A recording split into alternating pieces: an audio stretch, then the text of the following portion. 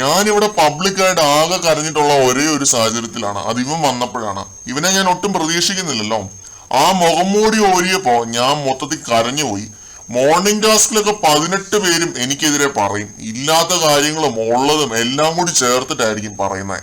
ഞാനാണെങ്കിൽ പോയി നിൽക്കുമ്പോ എനിക്ക് വാക്കുകളും കിട്ടത്തില്ല, നാക്കും കുഴഞ്ഞ് വല്ലാത്തൊരു അവസ്ഥയാവും.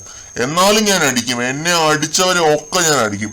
ഇവനെ എണ്ണം പറഞ്ഞ് അടിക്കുന്നവനാണ് എന്ന് ഉടനെ രതീഷ് പറയുന്നുണ്ട്. അടിച്ചിട്ടല്ല, എന്നിട്ട് നേരെ ബാത്റൂം ഏരിയയിലേക്ക് ഓടും, അവിടെ പോയിരുന്ന് കരയും. അതായിരുന്നു എന്റെ അവസ്ഥ.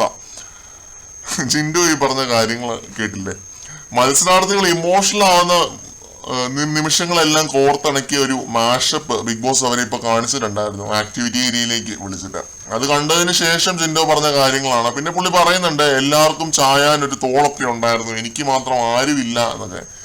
ജാസ്മിൻ ഉണ്ടായിരുന്നില്ലേടാ എന്നോട് ഉടനെ രതീഷ് ചോദിക്കുന്നുണ്ട്. പിന്നെ ജാസ്മിന്റെ ഒക്കെ അടുത്തിരുന്ന് കഴിഞ്ഞാല് അവളുടെ വിഷമം കേൾക്കാൻ മാത്രമേ ടൈം ഉണ്ടാകത്തുള്ളൂ, എന്റെ വിഷമമൊന്നും അവള് കേൾക്കത്തില്ല എന്ന് ജിൻഡോ പറയുന്നുണ്ട്. ആ ഒരു മാഷപ്പ് വളരെ ഹൃദയഹാരിയായ ഒരു മാഷപ്പ് ആയിരുന്നു കേട്ടോ, വെൽ എഡിറ്റഡ് ഒരു മാഷപ്പ് ആയിരുന്നു. അത് കണ്ടിട്ട് എല്ലാരും കരഞ്ഞു, ഞാനും കരഞ്ഞു പോയി. അപ്പൊ അത് കണ്ടിട്ട് ജിൻഡോ പറഞ്ഞ കാര്യങ്ങളാണ്.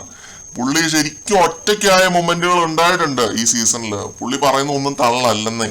അത് എപ്പിസോഡ് എടുത്ത് വീണ്ടും കണ്ടു നോക്കിയാൽ നിങ്ങൾക്ക് മനസ്സിലാവും. അല്ലാതെ പലരും പറയുന്ന പോലെ മസിലും പെരുപ്പിച്ച് നടക്കുക മാത്രമല്ല പുള്ളി ചെയ്തത്. പുള്ളിയെ ശരിക്കും ഒറ്റപ്പെടുത്തിയിട്ടുണ്ട് അവിടെ ഉള്ളവര്.